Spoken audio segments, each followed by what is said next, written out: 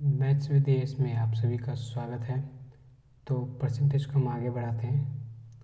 पहला क्वेश्चन ये रहा, a fruit seller had some oranges. एक फल विक्रेता के पास कुछ ऑरेंजेस थे। ही सेल 60% ऑरेंजेस, उसने 60% ऑरेंजेस बेच दिए। एंड स्टिल हैज़ 280 ऑरेंजेस, उसके पास अभी भी 280 ऑरेंजेस है। ओरिजिनली ही हैड, उसके पास शुरुआत में कितने थे। जब 60% उसने बेच दिया तो 40% बचे और 280 ऑरेंजेस बचे, तो 40% बराबर है किसके, 280 ऑरेंजेस। तो 10% हो जाएगा, 4 से इधर डिवाइड किया तो 4 से इधर कर देंगे तो 70 ऑरेंजेस। तो 100% ऑरेंजेस कितने देंगे, 700। तो ये आपका ओरिजिनल इतने ऑरेंजेस उसके पास पहले थे, जिसमें से 60% उसने बेच दिए और 280 ऑरेंजेस उसके पास अभी भी है। तो अगले क्वेश्चन पे आते हैं। इन एन एग्ज़ाम में 1500 boys and 500 girls are appeared. इतने लोग अपेयर्ड हुए थे, जिसमें 1500 लड़के और 500 लड़कियां थी। 50% of boys and 40% of girls pass the exam. मतलब बॉयज़ में से 50% और गर्ल्स में से 40% पास हुए exam. The percentage of candidate who failed, तो कितने लोग फेल हुए उसका परसेंटेज निकालना है। तो यहाँ लिख लेंगे बॉयज़ कितने हैं, 1500। गर्ल्स कितनी हैं, 500। बॉयज़ का 50% पास हुआ है तो कितने फेल हुए हैं, 50% फेल हुए हैं। तो 1500 का 50% हो जाएगा 750। और गर्ल्स 40% पास हुए तो कितने फेल हुए, 60% फेल हुए। तो 500 का 60% हो जाएगा 300। तो टोटल फेल्ड कितने स्टूडेंट हो गए, 1050 स्टूडेंट फेल्ड हो गए। टोटल कितने स्टूडेंट में से 500 बॉयज़ थे और 1500 बॉयज़ थे और 500 गर्ल्स थी। 2000 स्टूडेंट में से 1050 फेल हो गया। तो परसेंटेज निकालना है। तो 1050 2000 में से, तो परसेंटेज हो जाएगा आपका 52.5%। तो अगला क्वेश्चन है, a man had a certain amount with him. उसके पास कुछ अमाउंट है, कुछ पैसे हैं। He spend 30% of that to buy an article. एक आर्टिकल खरीदने में उसके 30% अमाउंट लग जाता है। तो जब 30% लग जाता है तो कितने परसेंट बच गए, 70% बच गए उसके पास।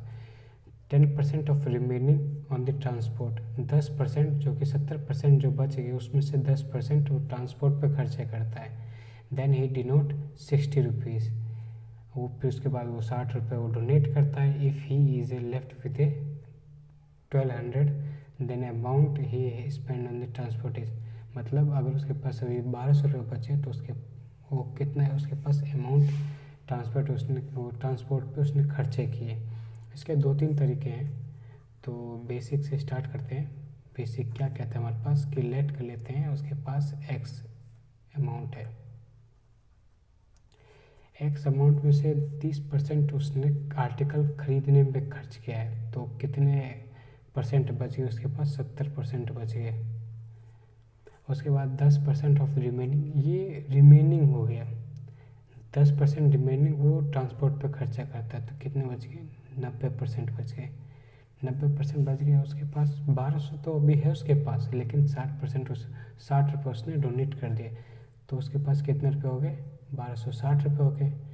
अभी हम इसे सॉल्व करेंगे, तो इसे सॉल्व करेंगे तो एक्स की वैल्यू आ जाएगी हमारे पास 2000 रुपये।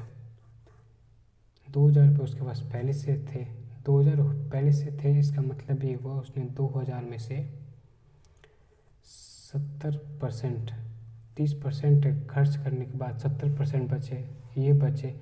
फिर उसने ट्रांसपोर्ट में कितना खर्चा किया, हमसे ये पूछा गया ट्रांसपोर्ट पे कितना खर्चा किया गया। तो ट्रांसपोर्ट पे 10% खर्चा किया गया, तो 10% हम ऐसे निकाल लेंगे। 100 से इधर 0 गया, 00 से 00, तो 7 दूनी 14, 140 रुपये उसने ट्रांसपोर्ट पे खर्चा किया। दूसरा तरीका हमारे पास ये है, हम लेट कर लेते हैं कि अमाउंट उसके पास था, अमाउंट 100 यूनिट था। 100 यूनिट में से उसने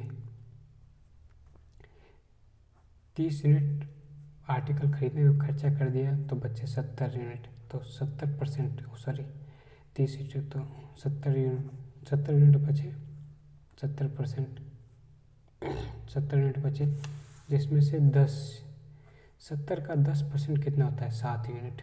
7 यूनिट उसने ट्रांसपोर्ट पर खर्चे किए, तो 63 यूनिट बचे उसके पास। 63 यूनिट्स में से उसने 60 रुपये डोनेट किए और 1200 उसके पास है, तो टोटल लगे 1260। जो 63 यूनिट है वो 1260 है, तो 1 यूनिट की वैल्यू कितनी होगी? ये 1 यूनिट की वैल्यू होगी 20। हमारे पास 7 रिक्वायर्ड क्या? 7 यूनिट, क्योंकि ट्रांसपोर्ट पे तो 60 यूनिट खर्चे हुए हैं, तो 60 यूनिट की वैल्यू कितनी हो जाएगी? 140। तो चलिए परसेंट में कुछ नया हम सीखने की कोशिश करते हैं। मान लो कि हमारे पास कुछ अमाउंट है जो हमारे पास खर्च करने हैं। मान लो कि हमारे पास 3000 रुपये जो खर्च करने हैं, तो ये कहलाएगा एक्सपेंडिचर। और हमें कोई सामान खरीदना है, मान लो 3000 रुपये। मैं गया कपड़े की दुकान में और 3000 में से ये कपड़ा मुझे 1000 रुपये जोड़ी दे रहा था, 1000 रुपये जोड़ी। तो मैं 3 जोड़ी खरीदूँगा क्योंकि मुझे 3000 रुपये खर्च करने हैं। अगर हमारे पास, अगर वो दुकानदार 1000 की जगह मेरे को 1500 रुपये का जोड़ी देता है, मतलब उसने प्राइस को इंक्रीज़ कर दिया, प्राइस इंक्रीज़ करने के बाद मैं 3 की जगह, मैं तो 3 तो ले नहीं पाऊँगा क्योंकि मेरे पास 3000 है। 3 जोड़ी लूँगा तो 4500 हो गया, जो कि मेरे पास 1500 एक्स्ट्रा है नहीं, तो मैं 2 जोड़ी लूँगा कपड़े। तो मेरा कंजम्पशन, ये होगा कंजम्पशन। जब प्राइस इंक्रीज हुआ तो कंजम्पशन डिक्रीज हो गया। अब मान लो इसी में से अगर वो जोड़ी को और वो कम करता है, 1000 की जगह वो 500 में जोड़ी देता है, 500 में जोड़ी देता है, तो मैं 6 जोड़ी ले लूँगा क्योंकि फिर प्राइस उसने डिक्रीज़ किया तो कंजम्पशन इंक्रीज हुआ। तो यही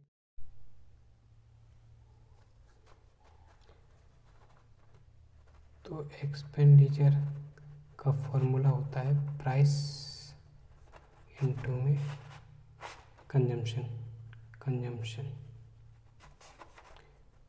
तो प्राइस का फॉर्मूला हो गया एक्सपेंडिचर अपॉन में कंजम्पशन।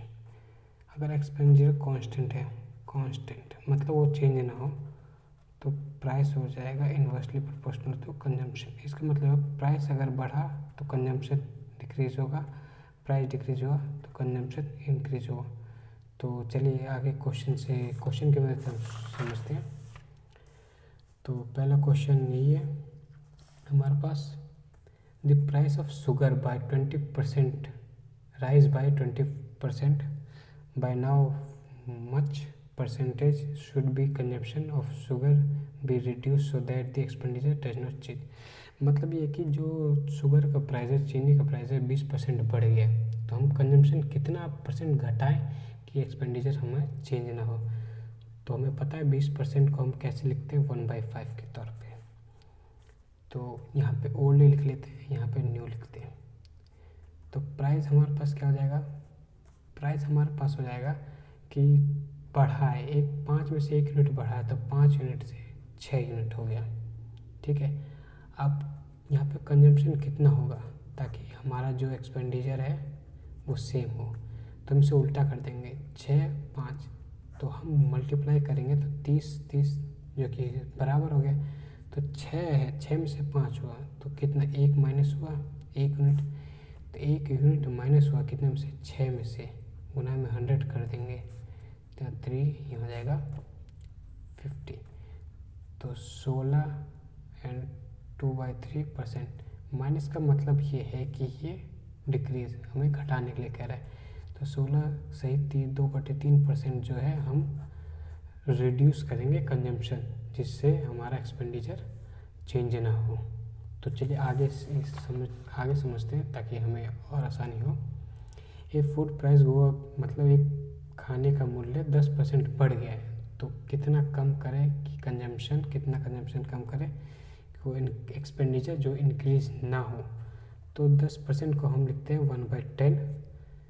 तो यहाँ पे ओल्ड, यहाँ न्यू, प्राइस 10 यूनिट में से 1 यूनिट बढ़ा है तो 10 से 11 यूनिट हो गया।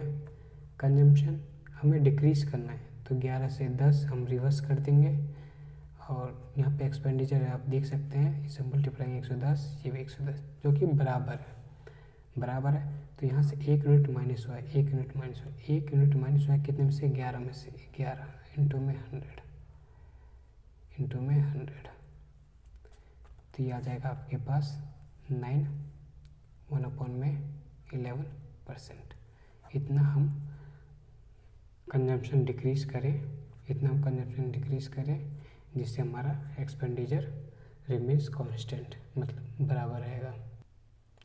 तो अगले क्वेश्चन पे आते हैं। A number is first decrease by 20% and the decreased number is then increased by 20%. The resulting number is less than the original number by 30. Find the original number.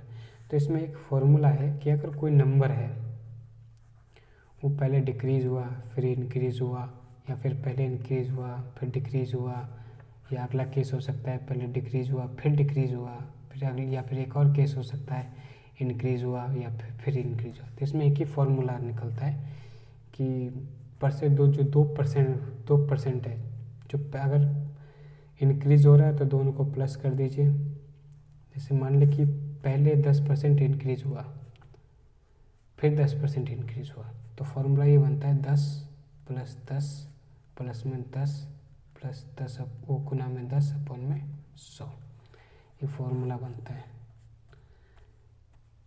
अगर पहले मान लीजिए 10% इंक्रीज़ हुआ फिर 10% डिक्रीज़ हुआ, तो इसमें हम ये करेंगे 10 तो इंक्रीज़ का ही पॉजिटिव और 10 डिक्रीज़ का -10 कर देंगे हम। यहाँ पॉजिटिव लगेगा इस साइन, और ये पॉजिटिव का 10 है गुना में ये माइनस का 10 है अपन में 100, तो 0 से 0 कैंसिल हो जाएगा। यहाँ 10 से 10 कैंसिल, ये माइनस का 1 बचा, तो माइनस का 1% जो हो जाएगा वो डिक्रीज हो जाएगा। तो ऐसे इसमें आया कि पहले 20% इंक्रीज़ करते हैं, फिर उसके बाद 20% डिक्रीज़ करते हैं, उसके बाद जो डिक्रीज नंबर है 20% इंक्रीज़ करेंगे। तो इस फॉर्मूले से हम देखेंगे कि पहले 20% डिक्रीज़ किया फिर 20% इंक्रीज़ हुआ, प्लस 20% डिक्रीज़ हुआ 20% इंक्रीज़ हुआ अपन में 100, 20 से 20 कैंसिल, ये -20 + 20 कैंसिल, ये 2 दूनी 4 माइनस का 4। माइनस इंडिकेट ये करता है कि जो फाइनल रिजल्ट हुआ वो हमारा डिक्रीज़ हुआ। तो कितना? The resulting number is less than the original number by 30। जो 4% है वो 30 के बराबर है। तो ओरिजिनल नंबर मतलब 100% कितना होगा? ये कितना? 25 गुना, तो ये इसे भी 25 गुना कर दीजिए, आएगा 750। ये ओरिजिनल नंबर हो जाएगा हमारे पास। सॉरी, आपको दिखाने मैं शुरू से कर देता हूँ।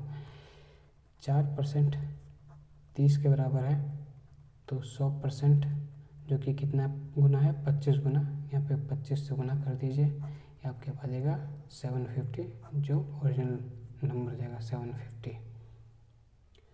तो आगे क्वेश्चन पे आते हैं। A man spend 40% of his monthly salary on food and 1/3 of the remaining on transport. He saves ₹9,000। Then find out the monthly salary. Simple है, पहले करवा चुका हूँ, तो इसमें कुछ नहीं करना है कि 40% वो सैलरी का पहले खर्च करता है। तो हम लेट कर लेते हैं, बेसिक से पहले समझ लेते हैं। Let's x is equal to monthly salary. 40% खर्च किया फूड पर, तो कितना परसेंट बचा? 60% बचा। 1/3 अगर उसने रिमेनिंग हो गया, ये बच गया, 1/3 उसने ट्रांसपोर्ट पर खर्चा किया, तो कितना बचा? 2/3। अब कितना हो जाएगा? 9,000। अब इसको कैंसिल कर दीजिए, कैंसिल हो रहा तो कैंसिल कर दीजिए, वो ना रहने दीजिए। 5। X is equal to 9×5 = 45,000 upon में 2 22,500। ये आपका ये मंथली सैलरी होगी।